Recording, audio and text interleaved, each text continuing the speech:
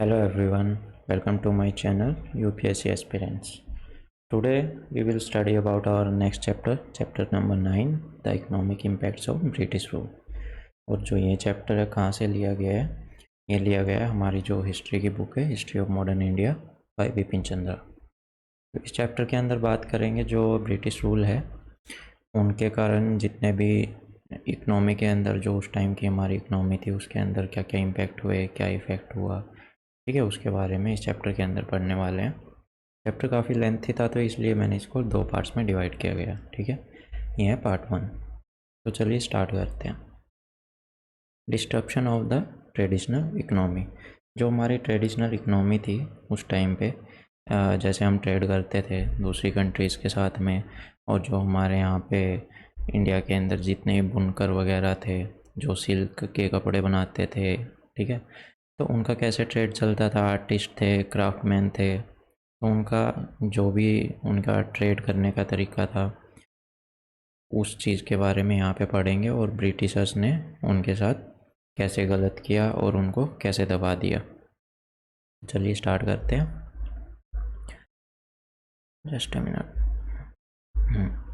The economic policy followed by British led to rapid transformation of India's economy into a colonial economy, whose nature and structure were determined by the needs of British economy। तो इसमें क्या कहा गया है ना, जो अंग्रेज़ थे उन्होंने जो भी इंडिया के अंदर ट्रांसफॉर्मेशन की थी, जितना भी मॉडर्नाइज़ किया था, वो क्यों किया था? वो सिर्फ़ और सिर्फ अपनी नीड्स के लिए किया था कि वो कितनी बेहतर तरीके से यहाँ पे ट्रेड कर सकते हैं, कितना बेहतर तरीके से यहाँ पे रूल कर सकते हैं, ना कि इंडियंस लोगों को ध्यान में रखते हुए।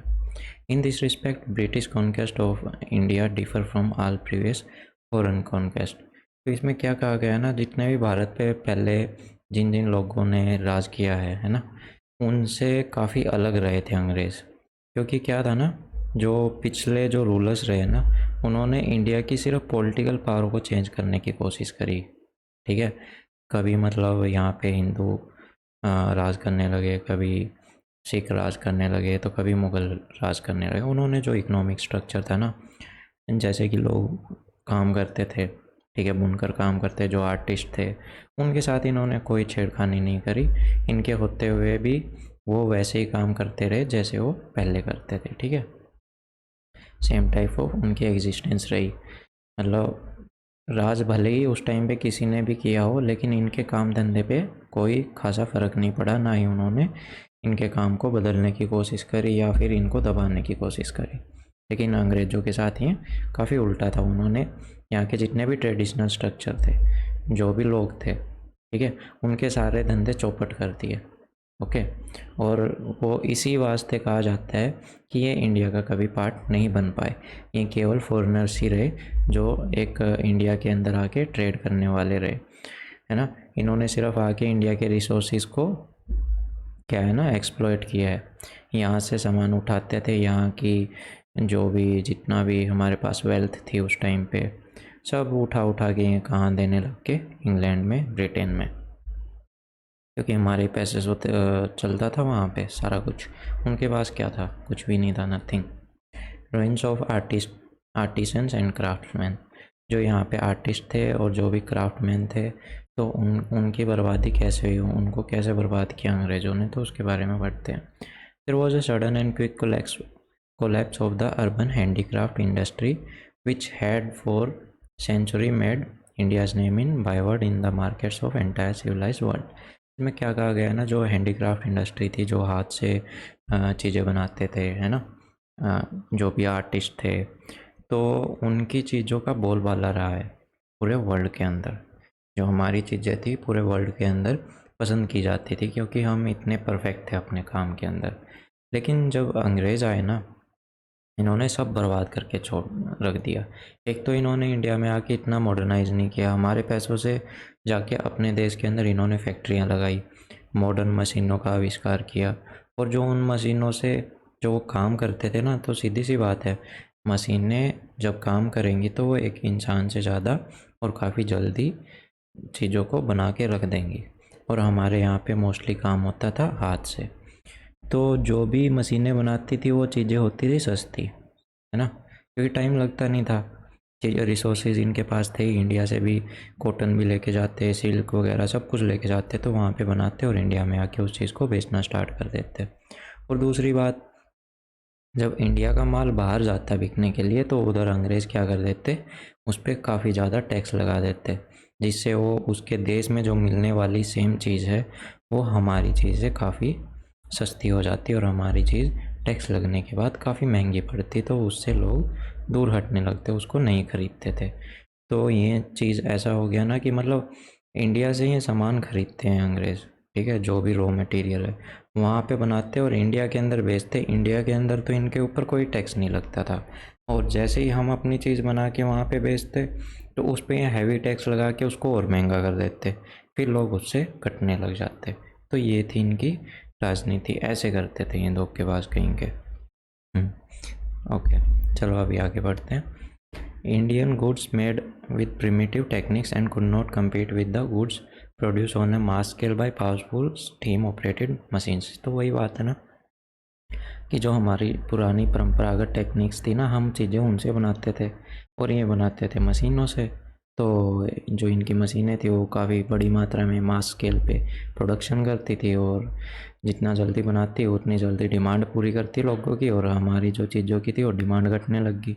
और हाथ से बनाई हुई चीज़ हमेशा महंगी होती है ना, क्योंकि उसमें टाइम और मेहनत बहुत ज़्यादा लगती है। The ruin of Indian industry, particularly rural artisan industry, proceeded even more rapidly once the railway were built. The railway enabled British manufacturers to root and uproot the traditional industry in the remotest village of the country। तो इसमें क्या कहा गया ना, एक तो वैसे ही बर्बाद करते जा ही रहे थे, और ऊपर से इन्होंने रेलवे को इंट्रोड्यूस कर दिया इंडिया के अंदर। इंडिया के अंदर इन्होंने रेलवे ले आए हैं, ठीक है। अब रेलवे से ये जो इंडिया का सेंट्रल पार्ट है ना, वहाँ तक पहुँचने लग गए।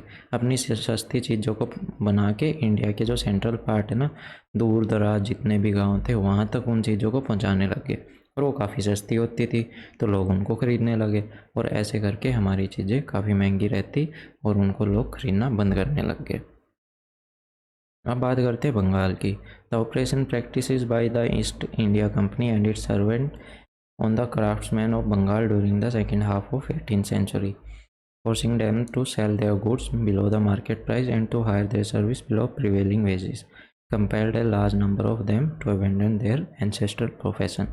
इसमें क्या कहा गया है ना कि जो सेकेंड हाफ था 18वीं सदी का, उस टाइम पे अंग्रेज़ों ने क्या करा ना बंगाल में जाके, क्योंकि उस टाइम पे इनका वहाँ पे राज हो ही गया था, तो इन्होंने क्या स्टार्ट किया कि जो भी वहाँ के मर्चेंट थे या फिर जो सेलर थे उनको क्या बोलने लगे कि आप इस रेट पे हमको ये चीज़ बेचोगे, ठीक है, चाहे आपको कितना भी लॉस हो। और उन लोगों को फिर वो अपने लॉस करवाने के बावजूद भी वो चीज़ें इनको इनके मनमाने दाम पे बेचनी पड़ती, और ऊपर से ये उन्हीं लोगों को अपनी कंपनियों में हायर करते, काम करवाते अपनी मनमर्जी के दाम पे, ठीक है, बहुत कम इनको वेतन देते थे ये।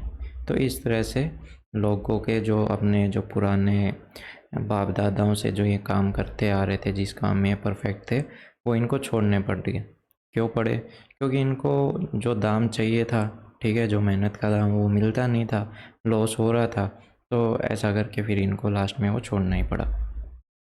High import duties and other restriction import on the Indian goods into Britain and Europe during the 18th century and 19th, combined with development of a modern manufacturing industry in Britain, led to virtual closing of European market to Indian manufacture after 1820। तो वही बात कही गई है कि हमारे माल को ये, जब हमारा इंडिया का जो माल था यूरोप वगैरह ब्रिटेन वगैरह में बेचने के लिए हम जाते, तो उसको रास्ते में रोक के उस पर ज़्यादा टैक्स मांगते कि भाई अगर हमारे देश में बेचना है तो आपको इतने गुना ज़्यादा इस पर टैक्स देना पड़ेगा। अगर हम उतना टैक्स देंगे और फिर उस देश के अंदर जाके बेचेंगे तो सीधी सी बात है, हमको वो टैक्स का पैसा भी निकालना है और अपना प्रॉफिट भी बनाना है, और ऐसे में हमारी चीज़ काफ़ी हो जाएगी महंगी, और वही चीज़ उस देश के अंदर भी मिल जाएगी जो कि हमारे देश से काफ़ी सस्ती रहेगी, क्योंकि उस पर कोई टैक्स लगता नहीं है अपने देश का। तो ये सीन था ऐसे। The ruin of Indian handicraft was reflected in the ruins of towns, cities which were famous for their manufacture. अब क्या सीन है ना कि कोई कोई जगह फेमस होती है किसी एक स्पेशल चीज़ के लिए जो वहीं पे मिलती है, और जो अंग्रेज़ थे उनकी वजह से वो चीज़ें बननी बंद होगी, क्योंकि अपने मनमाने दाम पे उनको ख़रीदते थे तो लॉस होता था, तो लोगों ने बनाना ही बंद कर दिया। इस वास्ते जो भी वहाँ के कस्बे और जितनी भी सिटीज़ रहती थी वहाँ के लोगों ने वो चीज़ें बनाना कर दिया बंद। ठीक है, अब वो कुछ और काम करने लगे, फैक्ट्री वगैरह में काम करने लगे या फिर खेती बाड़ी करने लगे, है ना, तो उनमें घुस गए। इस वास्ते जितनी भी सिटीज़ थी, जितने भी कस्बे थे, वो सब ऐसे बंजर होने लगे, वहाँ से लोग जाने लगे, खाली होने लगे। Cities which had withstand the ravages of war plunder failed to survive British conquest. Dhaka, Surat, Murshidabad and many other populous and flourishing industry centre were depopulated and laid waste. तो वही बात कही गई है ऊपर वाली कि भाई जो ढाका, सूरत, मुर्शिदाबाद थी ना, इन जैसी कंट्रियाँ भी धीरे धीरे करके खाली होने लगी, क्योंकि अंग्रेज़ों ने वहाँ का जो भी हैंडीक्राफ्ट का या फिर जो भी काम काज था लोगों का, वो बर्बाद कर दिया था अपने सस्ते माल से। By the end of 19th century, urban population formally found बेयरली 10% of the total population. तो कहा गया है कि 19वीं सदी तक जो अर्बन पॉपुलेशन है, शहरों में जो लोग रहते थे, उनकी संख्या मुश्किल से मुश्किल 10% ही रह गई थी। ओके, और ये यहाँ पे वही बात कही गई है कि जैसे ही लोगों के काम ख़त्म होने लग गए, आर्टिस्ट और जो भी थे उन्होंने अपने काम छोड़ दिए, तो किसकी तरफ भागने लगे, फैक्ट्री और एग्रीकल्चर के बारे में, एग्रीकल्चर के साथ में। तो लेकिन जो अंग्रेज़ थे ना, उन्होंने उनको वहाँ भी नहीं छोड़ा। अब ये अंग्रेज़ गांव की तरफ भी पहुँचने लगे, और धीरे धीरे करके इन्होंने एग्रीकल्चर और जो गांव में जो इंडस्ट्री, जो छोटे मोटे काम काज लोग करते थे, उनको भी इन्होंने बर्बाद करना स्टार्ट कर दिया। The British conquest led to the deindustrialization of the country and increase dependence of the people on agriculture. तो जैसे ही लोग डी इंडस्ट्रीज़ वगैरह से दूर रहने लग गए, तो उनकी डिपेंडेंस किस पे बढ़ने लगी, एग्रीकल्चर के अंदर। अगर सेंसस रिपोर्ट के हिसाब से देखें तो 1901 से 1941 तक, ठीक है, 1901 टू 1941 में जो पॉपुलेशन जो बढ़ी ना एग्रीकल्चर की, वो कितनी बढ़ गई थी, 63.7% से 70%, 63.7% से 70% पे जा पहुंची थी पॉपुलेशन, जो कि अपने काम धंधे जो पहले वो करते थे, ठीक है, उनको छोड़ के ये खेती बाड़ी करने लग गए थे। This increase pressure on agriculture and which was the major cause of extreme poverty in India and under British rule. तो यही एक कारण था जिस वजह से एग्रीकल्चर पे प्रेशर बढ़ गया और उससे और भी भूखमरी फैलने लगी। और ऐसा क्यों हुआ, अब मान लो कि एक खेत में कुछ 4 लोग काम कर सकते हैं इजीली, है ना, उस टाइम पे फिर लोग अपने और धंधे छोड़ के उनको भी खेती करनी थी। अभी लोगों के पास खेत कम थे काम करने को, ठीक है, लेकिन लोग ज़्यादा होने लगे। 4 जनों का काम अब 8 जने कर रहे थे, 10 जने कर रहे थे। उससे जितनी जो पैदावार होनी थी वो तो उतनी ही रहनी थी, ठीक है, वो इंक्रीज़ नहीं होने की थी। लेकिन जो प्रेशर था ना, वो लोगों पे बढ़ने लग गया, एग्रीकल्चर पे ज़्यादा बढ़ने लग गया, क्योंकि उपजाऊ धरती उतनी ही रहने की थी, चाहे उस पर 50 जने काम करें या 100। In fact, India now became an agricultural colony for manufacturing Britain, which needed it as a source of raw material for its industry। अब क्या इससे क्या फ़ायदा हुआ अंग्रेज़ों को कि इनको रॉ मटेरियल चाहिए था, जैसे कॉटन हो गया, सिल्क हो गया, ठीक है। अब सब लोग खेती बाड़ी में घुस गए, तो इनको जो रॉ मटेरियल था अपना ब्रिटेन के लिए, वहाँ की कंपनियों के लिए, वो मिलने लग गया। यहाँ से सस्ता खरीदते, वहाँ पे जाके अपनी मशीनों से बड़ी बड़ी मात्रा में ज़्यादा सामान बनाते, इंडिया में आके उसको महंगा बेचते, तो डबल प्रॉफिट। अब जो पीजेंट्री थी, जो खेती बाड़ी करने वाले जो छोटे मोटे किसान थे, है ना, उनको कैसे इन्होंने बर्बाद कर दिया, ठीक है, उनको बिल्कुल बिल्कुल ख़त्म ही कर दिया इन्होंने। In the very beginning British rule in Bengal, the policy of Clive and Warren Hasting extracting the largest possible land revenue had led to devastation. इसमें क्या कहा गया ना, जो पॉलिसी थी क्लाइव की, वॉरेन हेस्टिंग की, जैसे परमानेंट सेटलमेंट हो गया, रायतवाड़ी हो गया, महलवाड़ी हो गया, है ना, इनके थ्रू इन्होंने जितना ज़्यादा हो सकता था उतना ज़्यादा रेवेन्यू लोगों से निकाला, ठीक है, वहाँ की धरती से जितना ज़्यादा टैक्स वसूल सकते थे ना, इन्होंने कोई कसर नहीं छोड़ी, ठीक है। The condition of cultivator in Ryotwari and Mahalwari area was no better. अब इन्होंने ये स्कीमें लागू करी थी, किसी में था कि एक परमानेंट अमाउंट आपको देना पड़ेगा, किसी में था कि आपको आपकी फसल का इतना प्रतिशत हिस्सा देना पड़ेगा, ठीक है। ये इन्होंने लागू करी, लेकिन इससे कुछ लोगों को फ़ायदा नहीं हुआ, इनको तो खूब हुआ, लोगों को कोई फ़ायदा नहीं हुआ, कोई राहत नहीं मिली।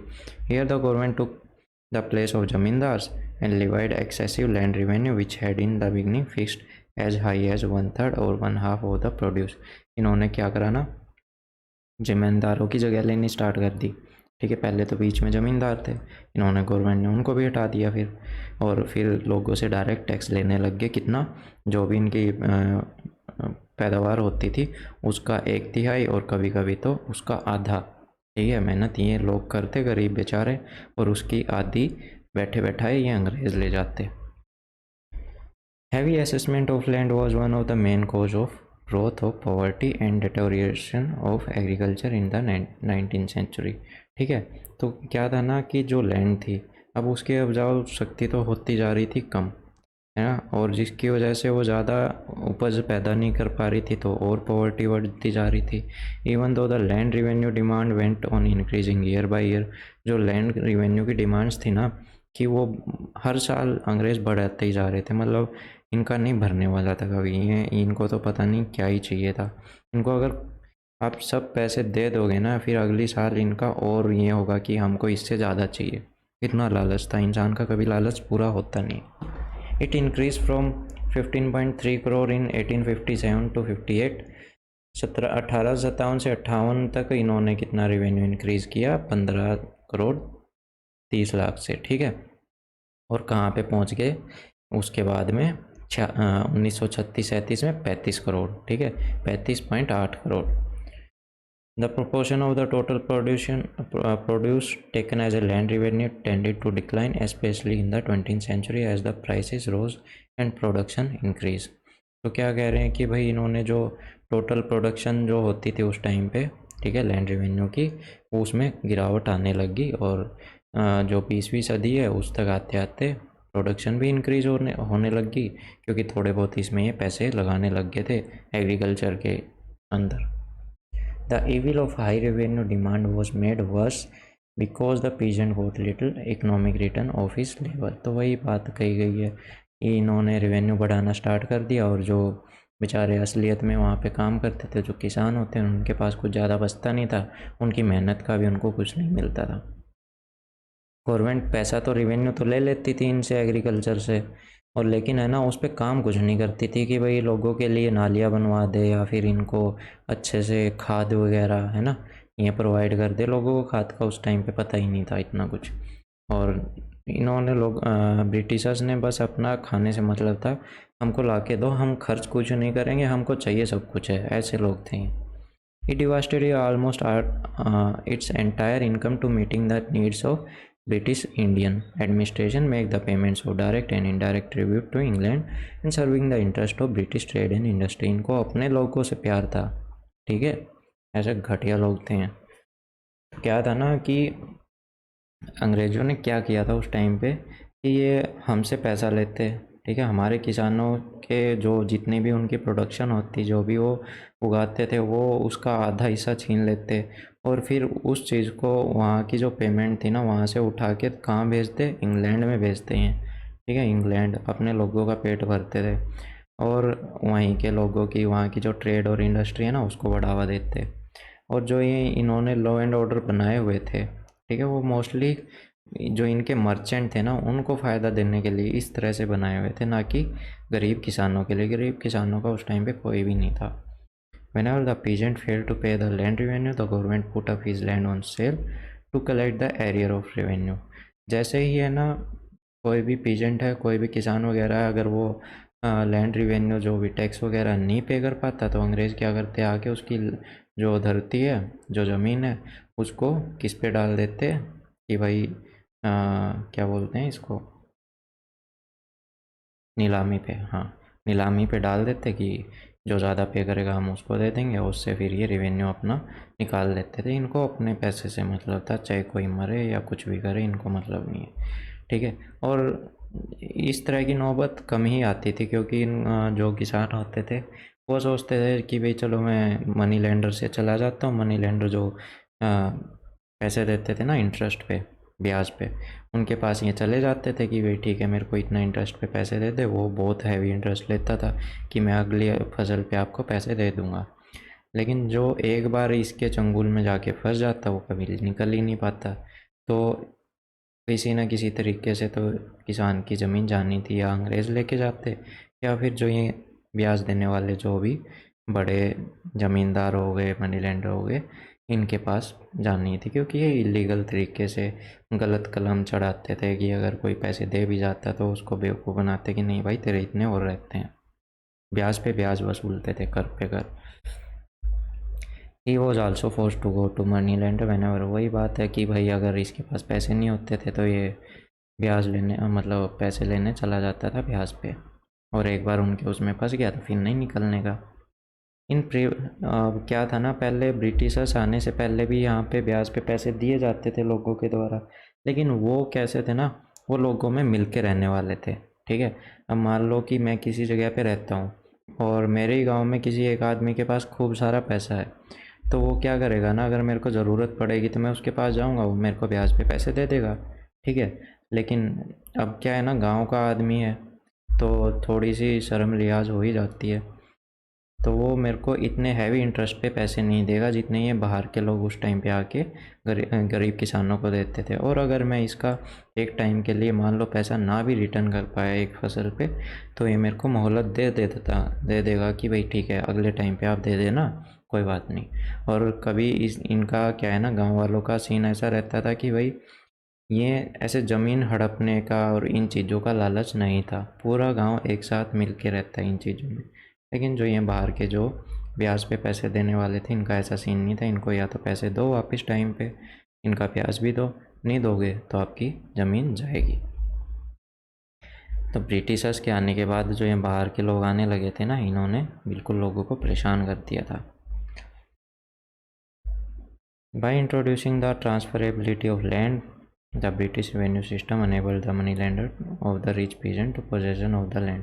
अब क्या था ना, अगर मनी लेंडर्स का कोई पैसा नहीं दे पाता तो अंग्रेज़ों ने इनको पावर दे दी थी कि भाई आप उनकी लैंड जब्त कर सकते हो, अपने वाले में मिला सकते हो। और ग्रेजुअली जो भी किसान थे, वो जो ये रैयतवाड़ी और महलवाड़ी का जो एरिया था ना, इनकी वजह से तो और इनकी लैंड, ये जो मनी लेंडर है इनके पास जाने लगी, क्योंकि यहाँ पे इनको एक अमाउंट देना पड़ता था, चाहे इनकी फसल ख़राब हो, अच्छी हो ना हो। लेकिन अंग्रेज़ों के पास ये जो नीतियाँ थी, इनके थ्रू इनके पास पैसा जाना ही जाना चाहिए। और ऐसे ऐसे करके इनकी सारी ज़मीन चली गई। ठीक है, अब बात करते हैं 1911 में जो गाँव के लोग थे उनके ऊपर कितना क्या कहते हैं कर्जा था। वो माना जाता है करीबन 300 करोड़, जो 1937 तक आते आते 1800 करोड़ हो गया। मतलब 26 साल के अंदर इतना ज़्यादा बढ़ गया, करीबन 6 गुना। ठीक है, ड्यूरिंग द रिवोल्ट ऑफ 1857 की जब क्रांति हमने पढ़ा था, हमने देखा था कि वहाँ के जो किसान थे गाँव के, स्टेट्स के, ठीक है, उन्होंने सबसे पहले क्या काम करा था, जितने भी थाना थे, तहसील थी, ठीक है, जहाँ पे तहसील वगैरह में रेवेन्यू की फाइल्स रखी जाती, किस पे कितना कर्ज है, उनको जला दिया था लोगों ने। और ऊपर से जितने भी मनी लेंडर्स थे जो ब्याज पे पैसे देते थे, उनके घर जला दिए थे, उनकी रिकॉर्ड बुक जला दी थी। क्यों जलाई थी? क्योंकि वहाँ पे सब कुछ वो लिख के रखते थे, भाई किस पे कितना कर्जा है, कब लेना है, किसका कितना बाकी है। तो सबसे पहला अटैक उन्हीं पे करा गया। और अगर एक बार वो जल गई तो फिर क्या सबूत है कि आपने पैसे दिए थे तो कितने दिए थे, है ना। इस वास्ते इन्होंने बढ़ चढ़ के उस टाइम पे काफ़ी हिस्सा लिया था इस चीज़ में। अब वही बात है, the poor peasant was force to sell his produce just after the harvest.